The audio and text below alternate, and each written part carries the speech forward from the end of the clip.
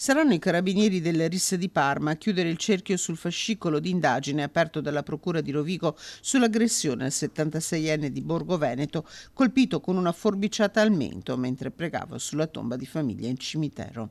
L'anziano era entrato alle 10 del mattino del 10 novembre scorso, seguito dall'aggressore che dopo aver tentato di rubargli il portafoglio alla reazione della vittima aveva ingaggiato una zuffa con lui colpendolo con la forbice e facendogli battere la testa contro una colonna di un porticato.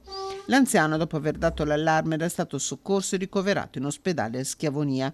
L'aggressore, un 44enne siciliano, si era dato alla fuga in auto, ripreso dalle telecamere di videosorveglianza del comune, tanto che già nel primo pomeriggio era stato arrestato dai carabinieri nel Veronese. Il 44enne, che ha ammesso le sue responsabilità, deve rispondere di rapina pluriaggravata. L'analisi delle forbici chiesta dalla Procura di Rovigo permetterà di completare il quadro accusatorio.